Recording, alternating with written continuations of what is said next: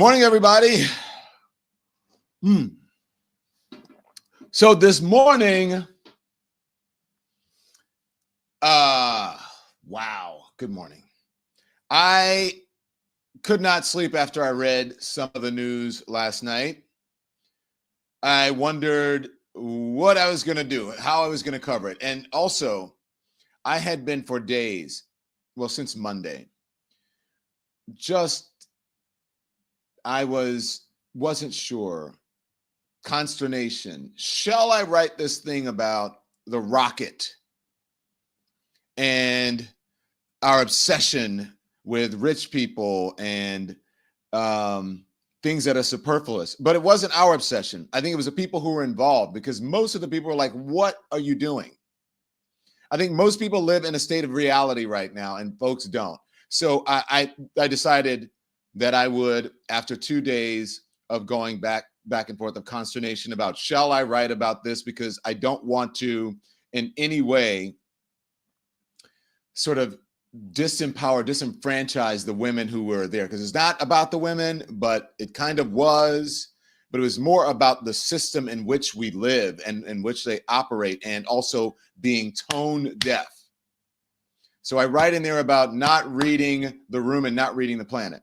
And so, look, a lot of this may seem a bit disjointed this morning as I come to you, but trust me, I'm going to wrap it up and I'm going to show you what I mean. So that happened. And then I read the headline about what is happening with the media. And now Trump's FCC chair is threatening to sue media operations because they are refusing to cover live events or cover things that they want covered. That doesn't make them look good. It's the same thing they did with the FCC. You're not saying it's the Gulf of America. We want you to say that. And then a judge says, you can't do that. That's what the First Amendment is about. So I said, well, how am I going to do this? Because I don't want to take a crap on anyone that I've ever worked with, the profession in which I serve, and it's been an honor to work within, that has changed so much in the last couple of years in some very disappointing ways. And again, I'm going to caveat and say there are some people in the business who are doing a great job, and they are in a tough position. But we are in dangerous territory right now. And I have been saying this forever, and people have been disagreeing with me. They come on, they agree, they disagree. Most people are disagreeing when I say, hey guys, I said months ago, I think it was back in February, we're already in an autocracy. We're already in a dictatorship, I believe. I believe that we already have a constitutional crisis. And I had a couple guests after guests saying, no, not yet. No, we're going, that's what we're doing. I'm like, no, we're there. We are there. So the media's in a tough place right now. The administration is going after them, threatening to sue them, take their licenses, because they want to control it. They want to control the message. And guess what? They're not going to stop until they get their way, and they have gotten their way for pretty much most of it. This is why you do not comply in advance. And I will say that the media only has themselves to blame. And I'm going to tell you why. And if we continue along this path of allowing this person to go unchecked, then we only have ourselves to blame. Now, this is a quote that has often been attributed to Abraham Lincoln, if you put it up. And so this is so just bear with me, go with me here. Okay. America will never be destroyed from the outside. If we falter and lose our freedoms, it will be because we destroyed ourselves. Now, sometimes these quotes are not exactly 100% accurate. He was attributed to have said something like this. I'm going with the sentiment here. I don't believe the quote is direct, but you get what I'm saying. America will never be destroyed from the outside. If we falter and lose our freedoms, it will be because we destroyed ourselves, says Abraham Lincoln. Now, find me the quote, please, if you what Dr. King says about liberals, please, because I believe it's a similar sentiment where he says that we should be sometimes more concerned or worried about, our liberal allies than we are about the people we know. And I want to get the quote right. So find me that Dr. King quote, because it is very similar to what I'm going to tell you about this morning. As we do that, now I want you guys to be really honest with me. Really honest with me. This is going to be an honest moment. I may get in trouble. I know a lot of people are not going to like what I'm saying. It is ourselves, but also the media. It is yourselves. The media only has themselves to blame. They only have themselves to blame. The capitulation. This is Dr. King. Here it is. Letter from a Birmingham jail, 1963. I have almost reached a regrettable conclusion that the Negro's great stumbling block in its stride toward freedom is not the white Citizens Council or the Ku Klux Klaner, but the white moderate, who is more devoted to order than to justice, who prefers a negative peace, which is the absence of tension, to a positive peace, which is the presence of justice.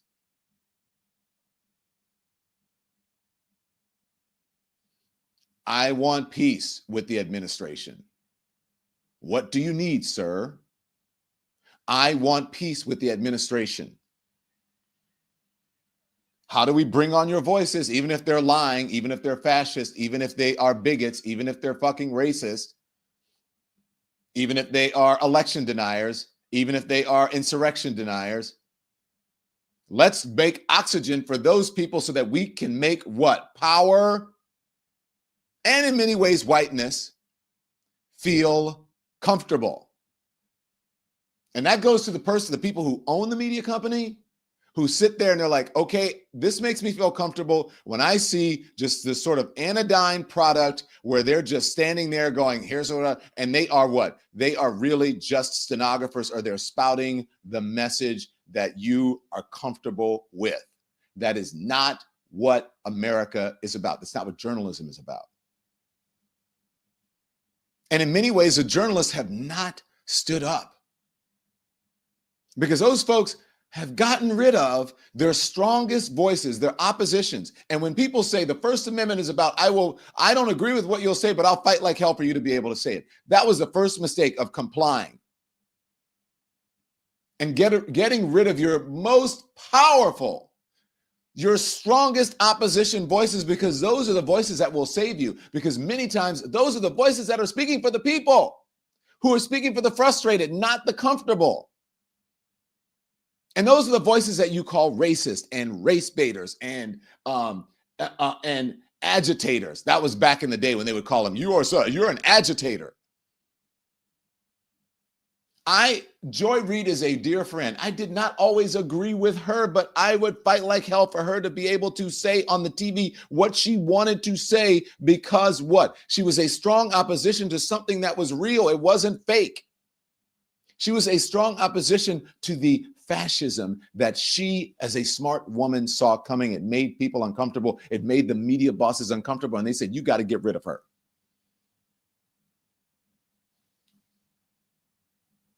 I'm using her as an example. There are plenty of other examples. Tiffany Cross, who used to call Megyn Kelly out for what she was, a racist, bigoted, do you know what? And instead, what happened? She got fired because someone said, you got to get rid of that, because we don't want you saying that about someone like that. Because Megyn Kelly, I hate to talk about her, Megyn Kelly, as offensive as she is, they're comfortable with her. Number one, because of what she looks like. She's a blonde white lady. She's racist. She spouts racist things. She says things that they think and they would not dare say for themselves. Same thing with Donald Trump, Trojan horse. He says things what people don't want to hear. People don't want to say. They're afraid to say it, but they would like to be able to say it. Same thing. So Tiffany's gone, even though she spoke the truth. And many times, those people who are up in the tower will use your own people to get rid of you. And so they get rid of the voices that they are most uncomfortable with, even though those voices are saying, hey, listen, I'm talking for Miss Sadie down the street in the church hat who you are not listening to because she doesn't have a lot of money. She is not one of your stockholders. She's not a crazy MAGA conservative or Republican.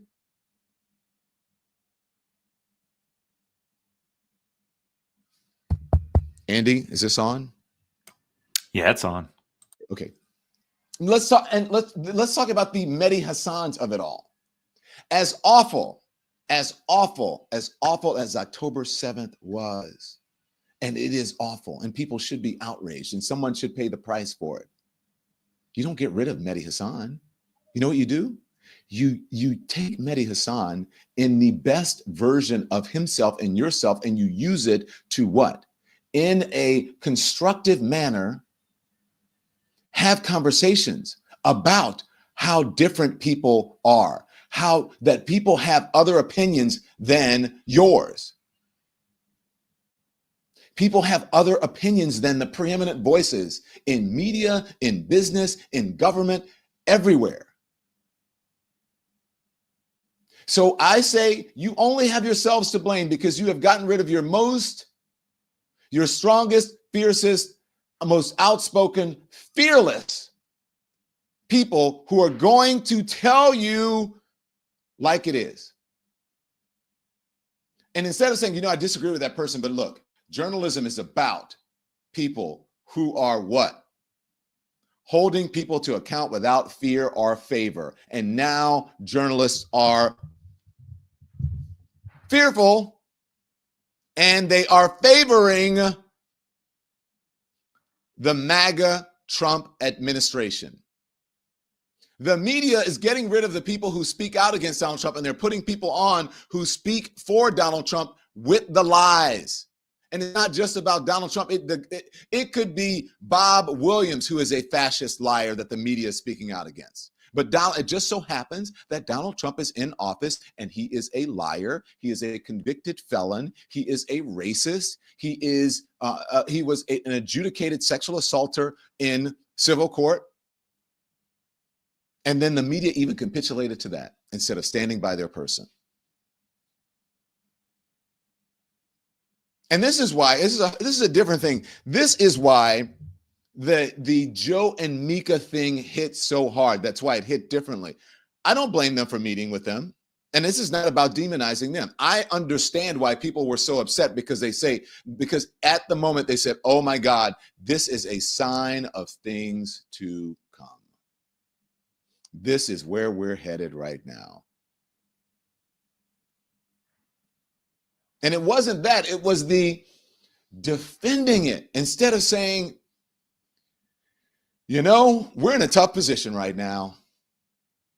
This person is a fascist. This person is this. This person says he wants to be a dictator on day one. This person is all of this. But we're nervous that we're going to be audited into oblivion, that we're somehow going to be demonized in ways that maybe our reputation that we're concerned about, our credibility will not hold up, and it will. But also, here's the thing. That nobody is saying they're working within a system that does not protect them to continue to go on and do the fight.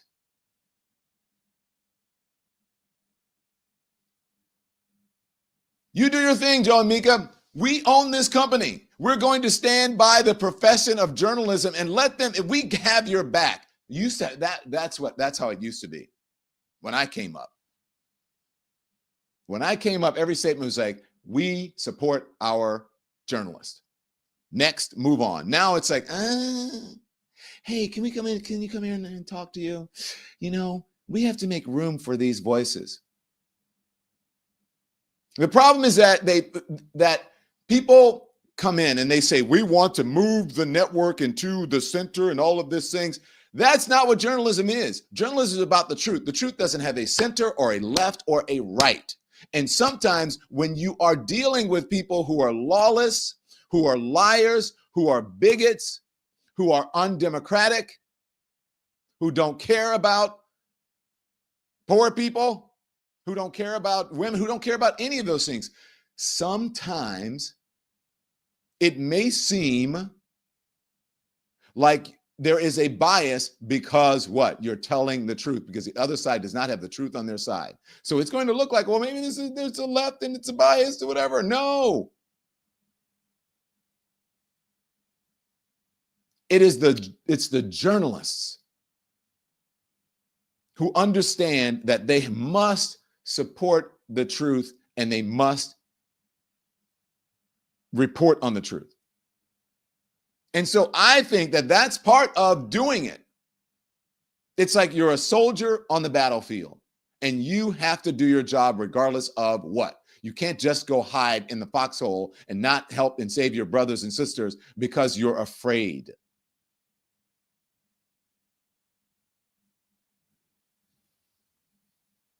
I don't think y'all are hearing me. So part of it is, you know what? Maybe I will be. Maybe I will be audited into oblivion, but that's what I chose to do. I chose to do that rather than be rich and to sit on TV with a lot of makeup and some hair, and so I can ride in the back of a black car. And that, I'm just saying. Hello?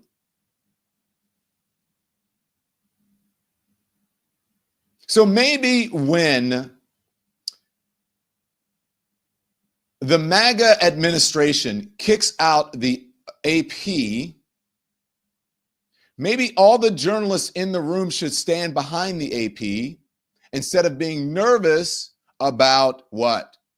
Losing their jobs or what the boss is going to say or whatever. That is a problem. It's the problem is also, listen, the bigger problem is the system in which journalists are operating in. And that's what I'm telling you. That's why it's tough. I saw a journalist on television the other day from the Washington Post who would not dare open his mouth to say a word of criticism about Jeff Bezos. He actually said to the interviewer, "You're putting me in a weird position because I'm in a position that I could lose my job if I say something." It's like, wait a minute, you're a journalist. That's what you're supposed to do. What the fuck are you talking about? What time are we in right now? You're afraid to criticize, so you don't think that they are pulling their punches when they are writing stuff in that paper about Jeff Bezos, about whose side they're on, and don't you think that affects the journalism? That's why people are so over corporate journalism right now. That's why, honestly, we're winning over here. It is different for us. It may be uncomfortable when you start and you get, oh wow, this is cool. I can say whatever I want. But look, I'm sure they're going to try to come after us. But the point is, we don't have millions to say, okay, they're going to sue you for millions. We don't have millions to be sued for.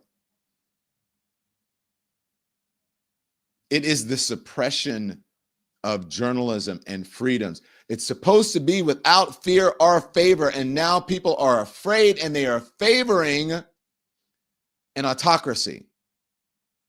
Here's autocracy. Let's put up the definition of an autocracy right now. Okay, are you guys listening? I want you to sit back and pay attention. Here's the definition of autocracy: a form of government where a single person holds all the power.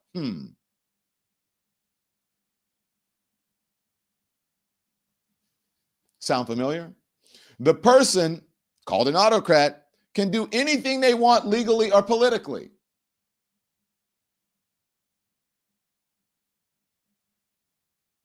A sitting president cannot go to jail, cannot be prosecuted. Does that sound familiar? They make all decisions, and there is no separation of powers.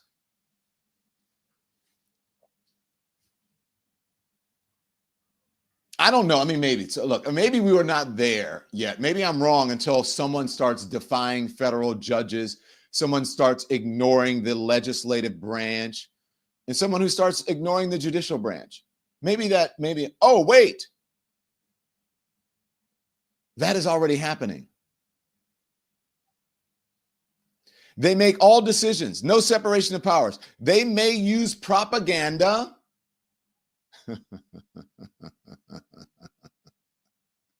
Censorship, You got to say it's the Gulf of America. We're going to kick you out. You got to cover this press conference or we're going to try to take your license.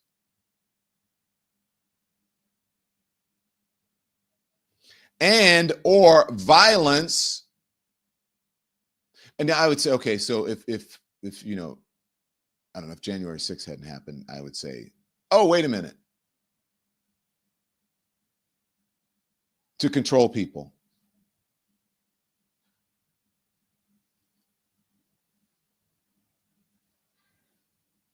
That's enough. You get it. That is the definition, the beginning, the first definition of authoritarianism, of an autocracy. And you're saying that we don't? Now, this is why I came to the conclusion that this is what I needed to cover this morning as an independent voice who had actually been through the traditional corporate media structure for decades. I know everything about it. I can tell you stories. I know what's happening with everyone. Every time I'm like, that person's not going to be there that long. Watch. You watch. You watch. That person's not going to be there long. I can tell you everything about it.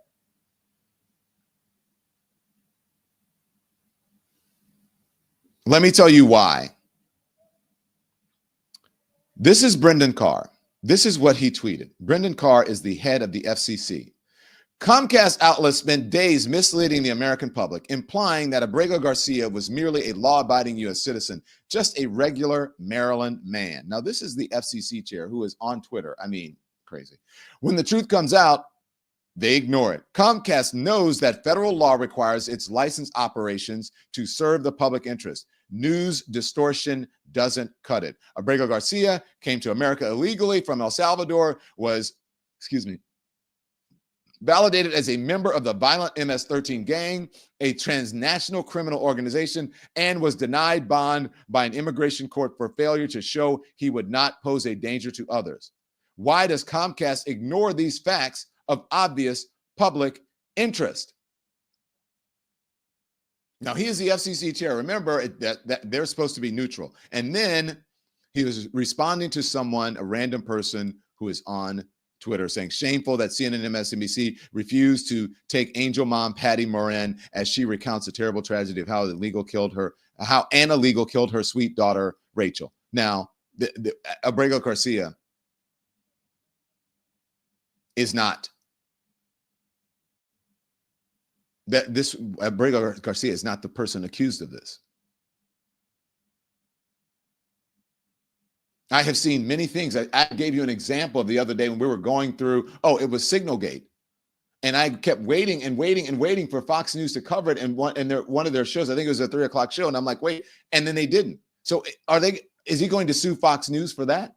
No, because Fox News is carrying the water. That is the message that they want out there. That is the message that they're comfortable with, and the message that the people who sit way up in the C-suites who actually own the companies, they're comfortable with that.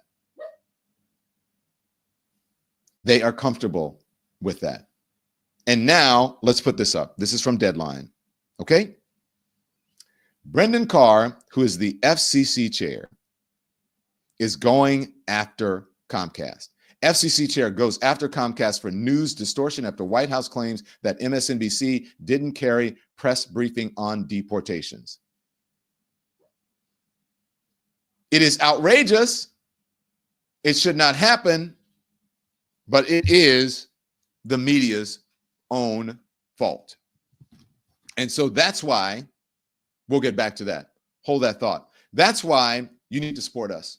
We're not big corporations. We don't have the big sponsors behind us, but we're out here trying to stay independent and keep the lights on in these streaming streets. So that's why, without shame, and I'm very happy to tell you that we have some sponsors, and I'm glad to tell you that the Don Lemon Show is sponsored today by BetterHelp.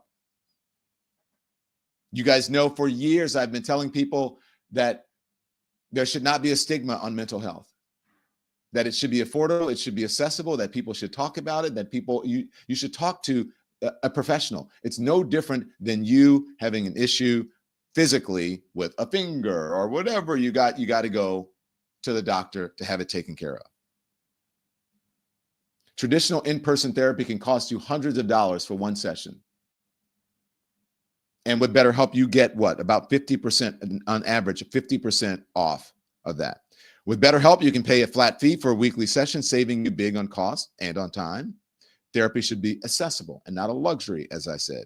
With online therapy, you get quality care at a price that makes sense and can help you with anything from anxiety to everyday stress. Your mental health is worth it, and now it is within reach. More than 30,000 therapists. They've helped more than 5 million people globally with online therapy. Convenient, and you can join the session with a click of a button, okay? And so you can change therapists at any time as well. Your well-being is worth it. Visit betterhelp.com/Don Lemon to get 10% off your first month. That's betterhelp, HELP.com/Don Lemon. Okay. Today's show is also sponsored by the Freedom from Religion Foundation, which also goes into exactly what we're saying right now. People trying to push us into what? A theocracy. We are not a theocracy. We are a democratic republic, and it should stay that way. Our founding fathers intended that there be a separation of church and state. And if you see what's happening now, especially with the laws, that is the worst thing, if people try to push their beliefs on you through laws. And that is what's happening. So you just can't sit back and say, okay, you know what? I'm giving religion up. I, as a believer who just wrote a book last year on faith, I can tell you that one of the main reasons I did it is because this push into a theocracy. And that's where the Freedom from Religion Foundation comes in. They fight to keep church and state separate like our founding fathers actually intended. So whether you've always been secular or you have loved, you believe in keeping faith out of our FFF has your back. So make sure you join FFRF. Go to ffrf.us/freedom or text my name, which is Don, to 511-511 and become a member today. Text Don to 511-511 or go to ffrf.us/freedom, because the only thing worse than someone forcing religion on you is when they do it by law. That should not happen. For membership information, text Don to 511-511 today. Text fees may apply. Back to the news. Thank you for the Freedom from Religion Foundation and for BetterHelp. Now back to the news. So now Deadline is reporting, and here's the weird thing. Deadline is reporting that the FCC chair is going after Comcast for news distortion after the White House complains that MSNBC did not carry the press briefing on deportations. Okay, scroll up. And let me just read some of the stuff that is happening. And I got to make it full screen. I don't know if you can make it any bigger, Andy, but there we go. Okay, I got it. FCC Chairman Brendan Carr suggested that Comcast may be violating its broadcast licenses after MSNBC declined to carry a White House briefing Wednesday afternoon in which the administration continued to defend its decision to deport Kilmar Abrego Garcia to El Salvador. Carr's comments are the latest example of the Trump administration threatening implicitly or explicitly a news outlet over its editorial decisions. And then it talks about the post that he said on X or on Twitter, which is what I read already. And then he said, quote, let's see. In a post, Carr claimed that Comcast was ignoring obvious facts of public interest, suggesting that they are portraying Garcia as merely a law-abiding U.S. citizen and not reporting on his alleged MS-13 gang affiliation. Comcast knows that federal law requires its licensed operations to serve the public interest. News distortion doesn't cut it, Carr wrote. Has Brendan Carr ever watched Fox News? Has Brendan Carr ever watched News, News Nation, Newsmax, News Nation, OAN, and whatever. Has he ever watched that?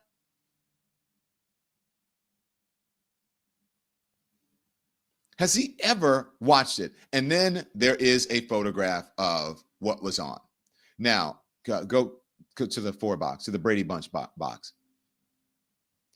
On any given day, you can do this same thing with the conservative networks who don't cover important news and who didn't cover it about Joe Biden, who didn't cover it about Barack Obama, who didn't cover important news about the Signalgate, who made excuses for Signalgate, who made excuses for January 6th, who made excuses for an election, who brought people on to lie and smear everyone, who had people on calling Kamala Harris the original Hop to a girl. No one faced any repercussions. Who had someone on just the other day, one of their anchors or whatever you want to call them, hosts, saying it didn't matter if a person was caught up who was not guilty and sent to a gulag. That didn't matter. It was, I don't have a problem with that.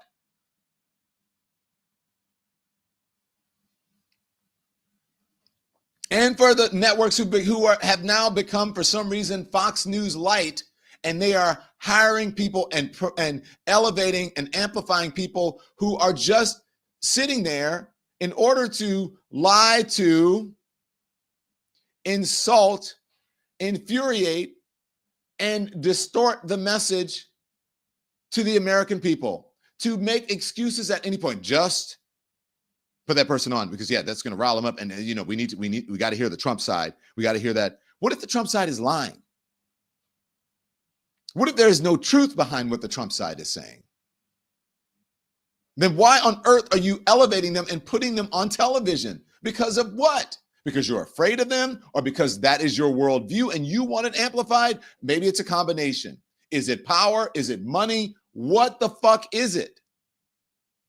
Why are you getting rid of the people who are out there fighting for marginalized people, marginalized voices, and even some of the folks who may be fighting for the left, because now you want to elevate the right, and that's not what journalism is about. Journalism goes where the facts are, where the truth is, not where the ideology is,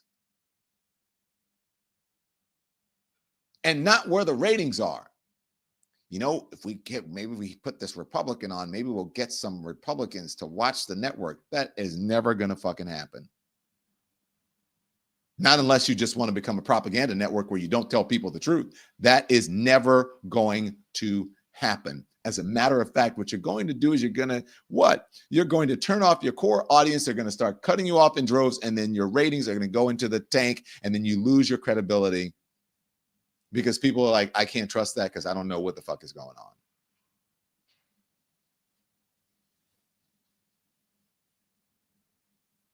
I said what I said.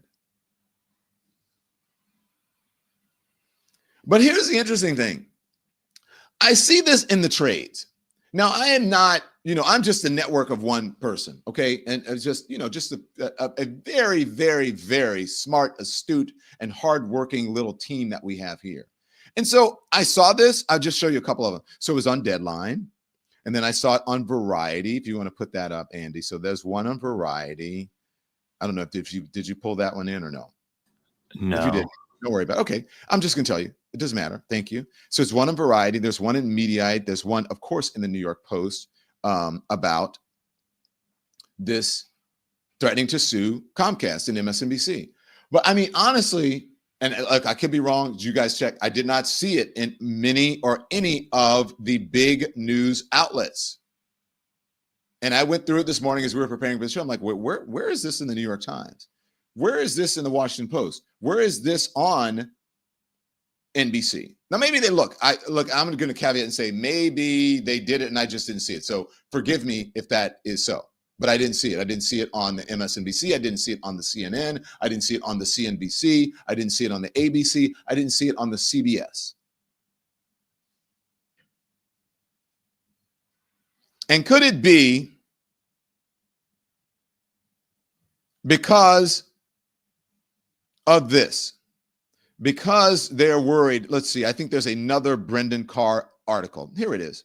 Brendan Carr on investigating. No, that's not it. There's Brendan Carr is, or the Trump administration is threatening to kill the mergers and acquisitions or mergers over DEI policies.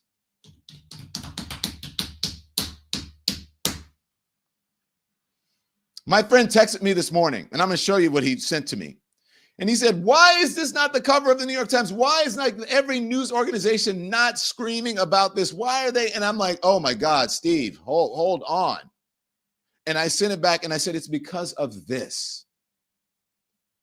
Trump's FCC leader threatens to kill mergers over DEI policies.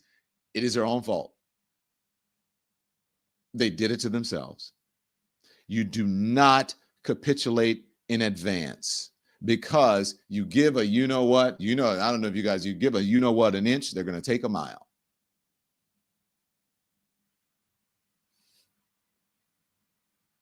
Oh, you guys don't hear me this morning.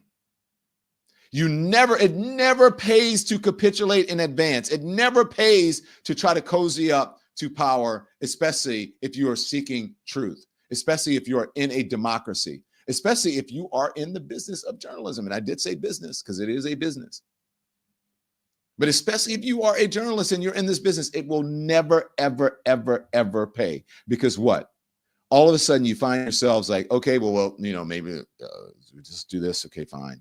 Let's do that. And then we get rid of that person. Then people are like, well, where's the teeth in this network? Where are the interesting people on this network? Where's the truth on this network? I don't even know. Like, what is going on here? FCC Chair Brendan Carr told Bloomberg that he is not inclined to approve deals involving companies with pro-diversity initiatives.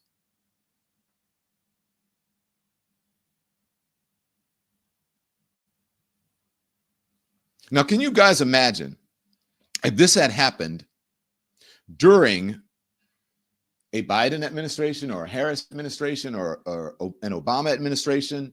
If they said, you know what? Thank you, Tawana Ware. I'm glad you hear me loud and clear. Donald Trump's handpicked appointees sitting atop the Federal Communications Commission declared Friday that his agency is prepared to block mergers and attempted acquisitions involving companies that promote what he called invidious diversity policies. Now, can you imagine something like this happening during a Democratic administration? If they said, we're not in anyone who has someone in their ranks who is a conservative, who is a Trump supporter, who is a MAGA, who is a Bush supporter, who is any of those things, who is conservative, we're not approving any of the business that comes before you. If you are donating, let me see, whatever conglomerate, Newsweek, Clock organization, if you have donated to conservatives, we are blocking your mergers and your acquisitions and your businesses. These people would lose their minds. Wait a minute, you can't do that. That is undemocratic, unconstitutional. Look at, oh my gosh, she's fucking liberals. Blah, blah, blah, blah. That's what they would be doing. And remember, this is Brendan Carr. This is a person who is in charge of the Federal Communications Commission. He's the chairman. And he is supposed to be what? Independent. And communications, the federal communications, remember, part of it, First Amendment, without fear or favor. In the meantime, this guy is wearing a Trump brooch. Now, that's not me saying it. You know who said it? Check out. This is Pod Save America. Listen closely. The press is picking up some recent comments that I made. I don't agree with that characterization of me, but let's watch it back and see if I stand by what I said about Trump's FCC chair. Carr was also, I believe, spotted recently wearing a golden Trump pin. Did you guys all see this? No. Yes, I did see that. I want us to actually not call it a pin. It was a fucking brooch. It was a brooch. He's wearing a Trump brooch. This fucking is wearing a Trump brooch. It is a golden brooch. It is the fucking queeniest fucking thing a person could have.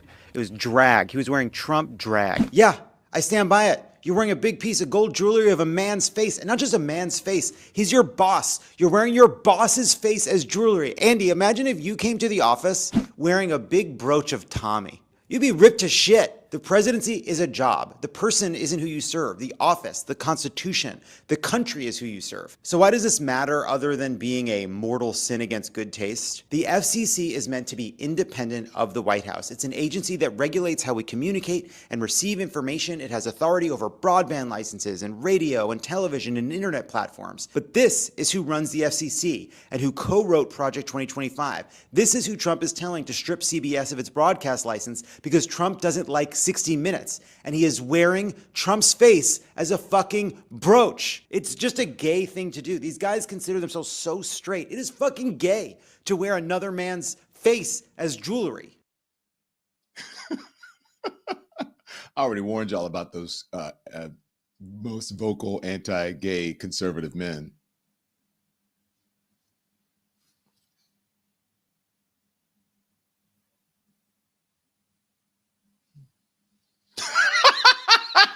I already warned you about that. Talking about cucks. They love it, love it, love it, love it. Don't get me started on that. Now, look, I just want to tell you, this is all by design. A brooch made in China. Erica, I love you for that comment. You get the gold star today. A brooch made in China. Amen, sister. Now, I just want to tell you, this is not by design, okay? We saw it coming. Check this out. Now, this was back before the election. This is on Fox News. And they said they wanted a conservative in charge of all this. They didn't care about truth. They don't care about independence. They don't care about fear or favor. This is Jesse Waters. Here it is. Did they think the network brass, these are like producers, writers, and they think they're actually biased in favor of Trump. So these are the type of people we're dealing with. So when Trump says, well, we're going to have to yank some licenses, it's because these people are political operatives. They're not really journalists. So if Donald Trump does win, I expect him to appoint someone really strong at the FCC like Hannity. So he can just knock heads together and yank licenses. Excellent point. Yes. All right, talk about choose your own adventure. That'd be fun. All right, ahead, Kamala Harris is keeping That is the craziest. I mean, I do see why people watch it for the comedy, because they have said they're not journalists and that truth is not a thing for their network. They said in the court papers with Tucker Carlson. You guys know that, right? When they were sued. And of course, you know, there's the whole Dominion and Smartmatic thing of it all. But I mean, it's so funny. They're just like, he's going to knock some heads and they're going to get rid of him. Coming up next. What the fuck is that? What the fuck is that? You know, this whatever is a demon and whatever should go straight to hell. Oh, thank you. Coming up next. Crazy. Now, I want you to hear from Brendan Carr himself. He is telling you what he is going to do. They're not hiding it, so it's upon you now. Again, the media did this to themselves. Okay? I mean, look, we know it's the Trump folks that are actually doing it, but you know what I mean. When something happens and you go, well, you know, you didn't actually do the thing, but you kind of did it to yourself. Right? Okay. So here is Brendan Carr talking about what he's going to do with what he's doing with the Biden practices, what he calls the Biden practices, which is what FCC rules that have been in place for decades. Here it is. I want to just begin with that breaking news. And this just came across our screen. This is from what the House Dems write. They say, we write to express deep concern over your actions to target and intimidate news organizations and broadcasters in violation of the First Amendment. These troubling actions assault the constitutionally protected freedom of the press and violate the Federal Communications Commission's statutory prohibition against engaging in censorship. What do you say to that? They're accusing you of a 1A violation here. Yeah, look, I'm always happy to talk about the work of the FCC. What's interesting to me is that we're actually exiting a period of time as we're closing the door on the Biden administration when there was extreme weaponization of our country's communications laws by the FCC under the Biden regime, and frankly by Democrats on the very committee that is sending this letter. This is the same committee that had members, Democrats, wrote letters to cable companies arguing that they should drop Fox News, OAN, and Newsmax because of the political viewpoints that they were covered. In fact, after that letter writing campaign, some cable companies, in fact, did drop some of those stations. These are the same members of Congress in some cases that were. So he's putting this on ideology. I believe, if I'm not wrong, reportedly, allegedly, this was about spreading misinformation and lies. And so it's so easy to have some people who are spreading misinformation, lies, and bigotry, and not wanting to be progressive and live in the now and moving to the future. It's so easy to say that it is political and that it's ideology. Perhaps it is just lies and more lies on top of lies. Perhaps it's misinforming the American people, which the media and journalists have an obligation, an oath to actually do.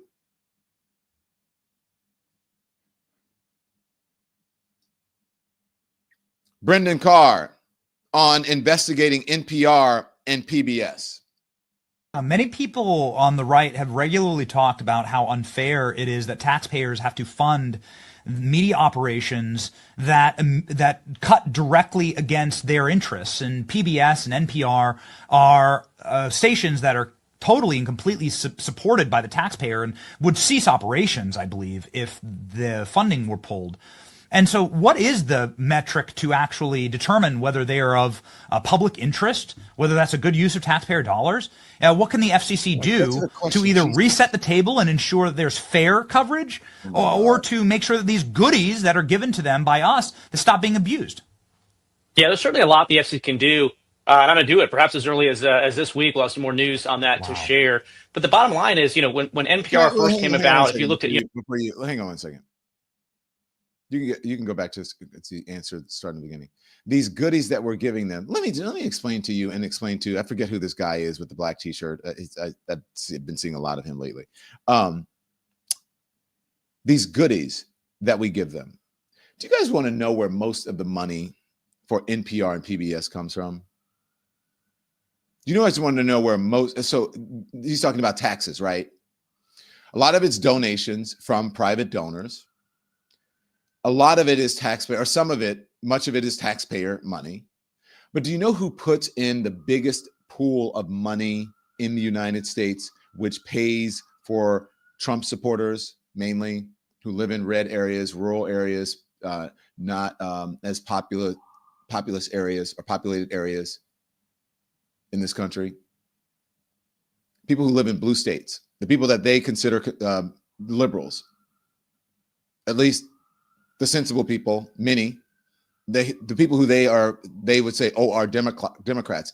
Blue states fund the red states. Red states could not exist or survive without the tax money from the blue states. And so it's not the goodies that we're giving them, because most of the conservatives live where? Let's just be honest. They live in less populous states. And so the money that comes from California and Pennsylvania, for the most part, New York, and the big cities in those blue states. I should say blue states or states with big blue populations, because New York City, Philadelphia, Atlanta, Georgia, that's where most of the money comes from. And without that money, those red states could not survive. So these goodies that he doesn't, come on, bro, do your research. Yeah, dude, I did my own research. Do your own research. Keep going. Used. Yeah, there's certainly a lot the FCC can do. And I'm going to do it perhaps as early as this week. We'll have some more news on that to share. But the bottom line is, when NPR first came about, if you looked at, the cross section of their viewership, they seem to be making a really good effort to appeal to a broad cross section of the country and appeal to the public interest. There's been a lot of reporting recently about how, if you look at their viewership, where they're going right now, it's a real sort of niche product at this point in time. That raises a lot of questions. And also remember, the reason why they have these special protections that go above and beyond ordinary broadcasters is they're supposed to serve the educational needs of communities. So, for instance, they're considered non-commercial, which means they're not allowed to run advertisements. There may be some issues there that I'll be taking a look at, and we'll flag for you when you get the chance. You guys stepping back. You get the point. They're not doing, they want them to be conservative. They want to control the narrative, autocracy. Authoritarianism. They want to, and so that, right, people love NPR. They love PBS. They were going after Sesame Street. And then they realized, people actually want Sesame Street. Now, how can you go after Big Bird? And then the guy that's sitting there, yeah, oh, wow. Oh. Cosplaying a journalist. Whoa, boy. This is crazy. So, as I told you about my friend who was outraged and sent me this morning, this is why, okay? This is what he sent me. It's from the New York Times this morning. It is Ezra Klein. And he was wondering, hey, Don, why isn't this like everywhere? Why isn't this breaking news all day long? I'm like, I don't know. And then I sent him the FCC stuff and the mergers and acquisition stuff. And then he said, oh, I understand. This is what he wanted to know. Why wasn't this? Because this is why we're talking about it. The whole reason that we're here is because of this. Kilmar Abrego Garcia is bringing this back in the news. I told you I would bring it back to you, right? I would bring it all together. This is why we're here. They're now trying to demonize the man. They're now trying to silence and sue and threaten the news organizations who are covering him in a way that is fair, a way that he should be covered. Because is he perfect? No. Are there things that should be discussed? Yes. But is there any evidence of anything that they are talking about so far? There's no evidence that he is a member of a gang. And even with all of that, if you found out that he was, okay, that's fine. But you know how you find that out? You find that out with due process, not just picking someone up, shipping them overseas to a gulag without due process and without showing the evidence to him, his representatives, and the American people. So this is why my friend was upset, and this is what you should be concerned about. And this is why I say, I've been saying for a while, we're already there. Stop saying we're on our way. Here it is. The emergency is here. The crisis is now. The emergency is here. The crisis is now. It's not 6 months away. It's not another Supreme Court ruling from happening. It is happening now. Maybe not to you, not yet, but to others, to real people whose names we know, whose stories we know. The President of the United States is disappearing people to an El Salvadoran prison for terrorists. A prison known by its initials, CCOT. A prison built for disappearance. A prison where there is no education or remediation or recreation, because it is a prison that does not intend to release its inhabitants back out into the world. It is a prison where the only way out, in the words of El Salvador's justice minister, is in a coffin.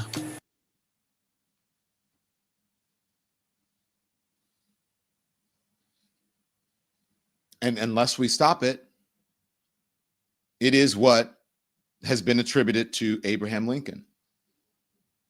That if the United States, if America was to destroy itself, it wouldn't be from the outside, it would be from the inside. That means not standing up. Now, this one is longer. This one is longer, and I believe just as important and just as powerful, maybe a bit more. And I want you guys to sit back, whatever it is, you have your coffee, you're getting ready for lunch, whatever it is that you're doing. I want you to listen to this, okay? All the distractions, put on the do not disturb, make sure that I have it. Hey Siri, turn on do not disturb. And I want you to listen to Jamel Bowie, all right? Because there's a difference between unconstitutional and anti-constitution. Here it is. I think what Trump is doing right now is unconstitutional. Unconstitutional. But Trump's actions aren't just unconstitutional, they're anti-constitutional as well. If I say something is unconstitutional, it is an exercise of a power that you just don't have under the Constitution. If I say something is anti-constitutional, it breaks the logic of what a constitution is supposed to be doing. Just looking at the first 100 days of this administration, you get a pretty good example of what this looks like in practice. You're learning more about the 238 Venezuelan men that the Trump administration recently deported to El Salvador. The Trump administration claims all of them are connected to Venezuelan gangs, but has not provided evidence. The idea of a government that can whisk anyone away without due process, without a chance to prove your innocence, that is a fundamental violation of the notion of a limited government. That is anti-constitutional. Another good example is just the entire construct of the Department of Government Efficiency. We do need to delete entire agencies. If you don't remove the roots of the weed, then it's easy for the weed to grow back. Canceling contracts, canceling programs, firing employees. But these programs, these employees, they are the product of congressional laws. And the only force under the U.S. Constitution that can undo a congressional law is Congress. And a president exercising anti-constitutional authority, it's jeopardizing our fundamental task as citizens to preserve the Constitution for Americans that come after us. One of the things I very much believe in is just the primacy of human agency. My grandparents and great-grandparents, lived through Jim Crow. But they didn't relinquish their agency. They tried as much as they could to exercise it within those constraints. The Black Americans who end up toppling Jim Crow do so on the foundation of their agency, of their recognition that just because there is this tyrannical regime does not mean that they've lost all ability to act. And so when it comes to our present situation, I think the best way for citizens to respond to this behavior is to show how they feel on the streets. We don't want to live in a kind of country where the president has this kind of unaccountable power, where random billionaires can dismantle public programs. That, I think, is part of what will help push back on this, and part of what will build the political will to begin to reverse it. You have to be willing to sacrifice something.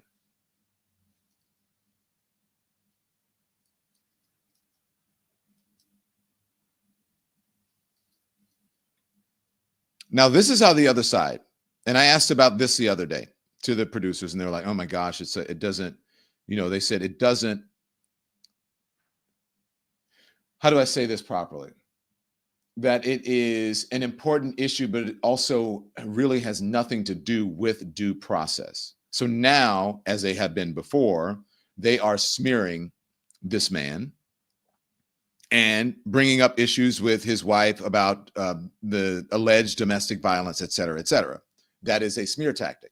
And just as they were doing with Brendan Carr, saying they're covering Kilmar Alberto Garcia is blah, blah, blah, blah, blah. And then they and then they punish him for not showing a press conference that has nothing to do with him, of someone whose family member was harmed or killed by MS-13, but yet they have showed the American people no evidence of this. And so perhaps if there is some evidence in that he is, then people would have the right information to be able to come to a logical conclusion about Garcia. But there is not that. And even with that, in America, you are entitled to due process. But this is how the right and the Trump folks are handling it. Here it is. Maryland is safer because he is gone, and that woman that he is married to and that child he had with her, they are safer tonight because he is out of our country and sitting in El Salvador where he belongs.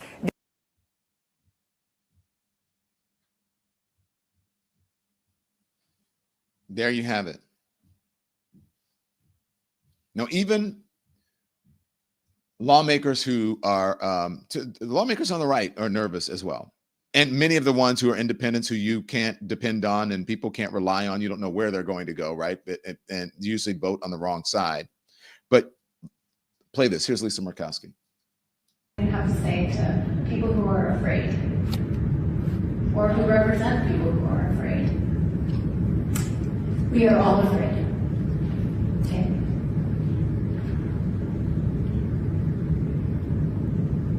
That's what I'm stating. But we are,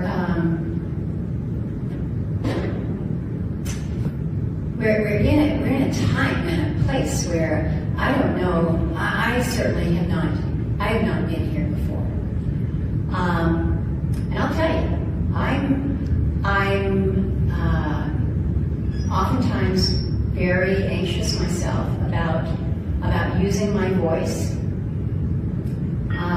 because retaliation is real, and that's not right. But that's what you've asked me to do, and so I'm going to use my voice to the best of my ability, and sometimes it will be viewed in a way that, well, that's pretty confrontational, and other times times he's going to be using my mother's charm that I learned as a young girl, and in direct communication with those that I've made relationships with, and am able to affect some change that way. But I've got to figure out how I can do my best to help the many who are so anxious and are so afraid.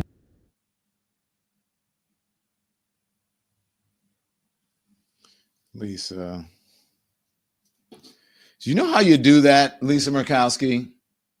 Is you stop voting to approve fascism. You stop voting with the liars. You vote on the side that is in favor of democracy. You stop being so wishy-washy with the Susan Collins and writing strong. I have a very strong opinion about whatever. That's how you stop it. And that wasn't that gobbledygook that she said. Okay, she said that we're all afraid. Okay, I got it. We're all afraid. We're all afraid. Okay, got it. But you're the lawmaker, and that person's asking you, like, oh, relationships with people. It's like, it's what Peace for Lisa says. We told you to stop playing with fire, and now you're afraid. You're the lawmaker. You're supposed to be, when someone is afraid, they're supposed to be looking to you. And you have no answer. Lee Brown, right? She's still going to ride with Trump. You still voted to approve Pete Hegseth. And now you have Pam Bondi bringing up allegations of domestic abuse. Hello? Weren't there allegations about Pete Hegseth? There were allegations of definitely of cheating. The ex-wife said something, the mom said something, one of them took it back or whatever. I mean, come on. Look at the person who is in office. How many babies mamas does he have? Abuse comes in many forms.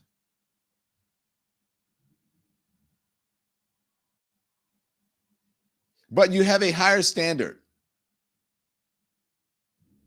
for someone who is an undocumented person, a person who came here who claimed asylum that he needed to get out of El Salvador. You have a higher standard for him than you have for the president or for the defense secretary or for any of the other people, the person who was going to become possibly the attorney general before Pam Bondi, and that is Matt Gaetz. Until the scathing report was about to come out, you guys were going to kiss up and serve and approve him too.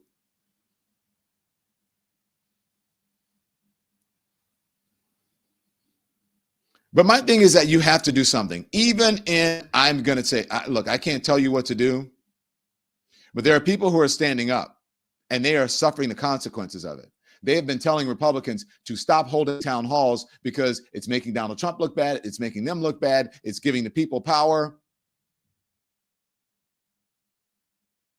This is at a Chuck Grassley town hall. Now, Chuck Grassley's old as dirt, whatever. Doesn't matter. But here he is. Going to bring that guy back from El Salvador?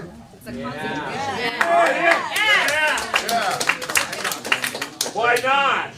Well, because that's not a power of Congress. Supreme Court said to bring him back. Yeah, but What can they do? He's defined the Constitution. Committee. Trump don't care. If I get an order to pay a ticket for $1,200 and I just say no, does that stand up? Because he's got an order from the Supreme Court and he's just said no. Yeah. The president of that country is not subject to our U.S. Supreme Court. If Trump wanted to bring him back, bring him back. I'm pissed.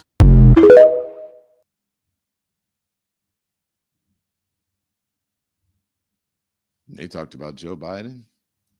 Anyways, that makes no sense. Because guess what? The president of that country did send some people back. He sent some women back. He sent some folks back, other folks back. He has authority. He can send them back. And all Donald Trump has to do is request that they come back.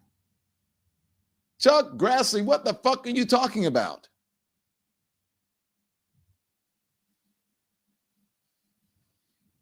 those are pissed. Those people are pissed. They said that they are. And look, let me just be honest with you. All right. So that is a conservative, it's a red state. That is an old white guy those old white guys are pissed. So, a lot of folks are pissed. It is not because usually the young folks are the rabble rousers. These old white guys are usually just like, okay, yeah, I'll get it, buddy, whatever. They're like, the Supreme Court told them to bring him back. What the fuck are you doing? So people are sacrificing something. I can't tell you what you need to do and what you need to sacrifice. But look, they're even fighting back against Marjorie Taylor Greene at a town hall, and they're getting arrested. Now tell me, arresting someone for speaking their mind, we've seen it at these town halls. Problematic. Here it is. Are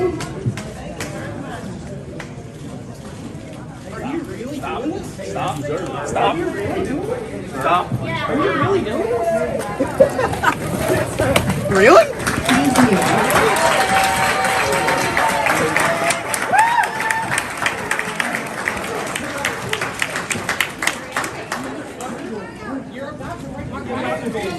Thank you. Thank you. Oh my God, that pisses me off so much. Did you guys see that? Does that not piss you off? Does that not motivate you to do something? And they clapped.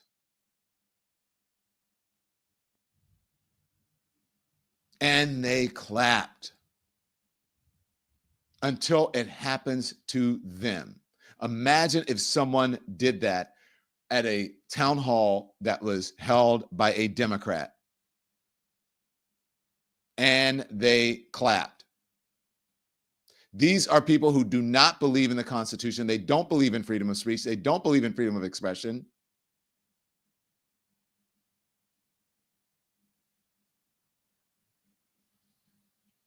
The definition of autocracy, authoritarianism. Can you please put it back up? Autocracy is a form of government where a single person holds all the power. The person called an autocrat can do anything they want legally or politically. They make all decisions, and there is no separation of powers. They may use propaganda, censorship, and or violence to control people.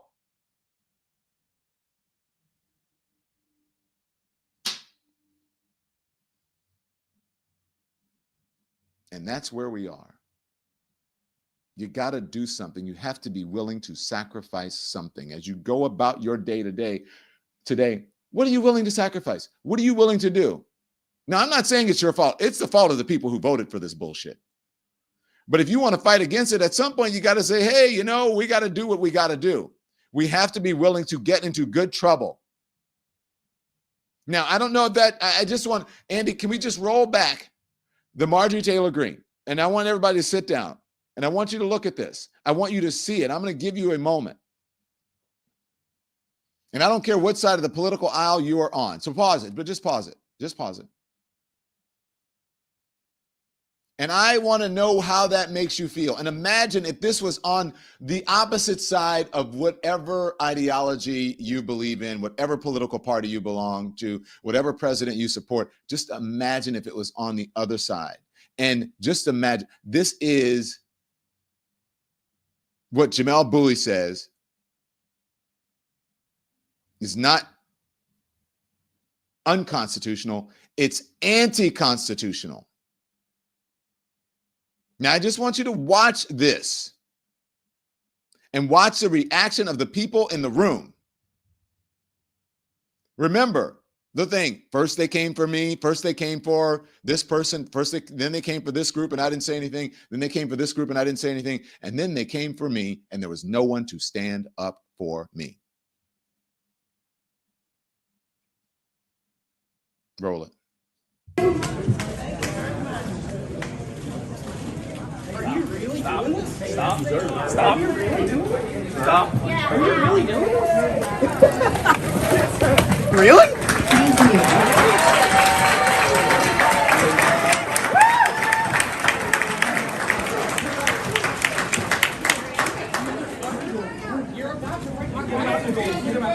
Thank you. Thank you. How do you feel about that? Look, I would say, look, how do you feel about that? Let me just say this.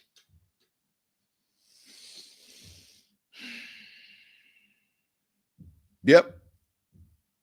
Obviously, it is the fault of the people who supported this, who voted for this man. Obviously, it is the fault of the folks who are in the White House, the FCC chair, all of those. Obviously, that is, of course, they're the ones, they're responsible for it. But in many ways, the media did this to themselves by capitulating. By actually their bosses doing it, a lot of them, and then them being afraid to do it without fear or favor. I understand that is a tough position to be in, but that is just the honest truth.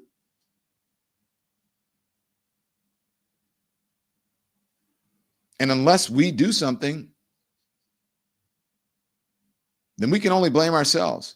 Let's see the Lincoln thing again. Unless we do something, then we can only blame ourselves.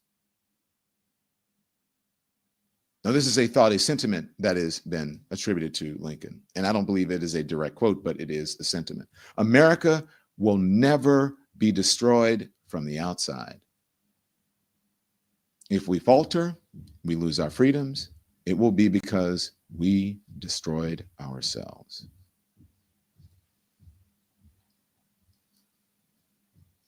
So I think all of you, I think all the new members, everything that I usually do, shout you guys out. But this is so disturbing to me. I will just say, I'll see you at 5 o'clock for another live. What are you going to do? What are we going to do? I don't have the 100% answers. I don't know. But what I do know is if someone is not serving you, if someone is spreading bullshit, if someone is not helping a democracy, if someone is not fighting for the Constitution, if someone is not fighting for each other, not fighting to support the institutions that America relies upon to continue to be a democratic republic, you know what you need to do? Turn the TV off. Thanks everyone for watching. Your support means the world to us. So make sure you hit the like button and you subscribe to our channel to make sure that you never ever miss a video. We're live every day, 10 a.m. Eastern time. We drop even more content at 2 p.m. Eastern and 5 p.m. Eastern. And if you want more Don Lemon Show content, we'd love for you to become a member of the Lemon community, where you will receive access to special community posts. You'll get exclusive content and members-only live shows. So head over to our channel page or click the join button on this video. Again, thank you for watching. We appreciate your love and your support, and we will see you next time.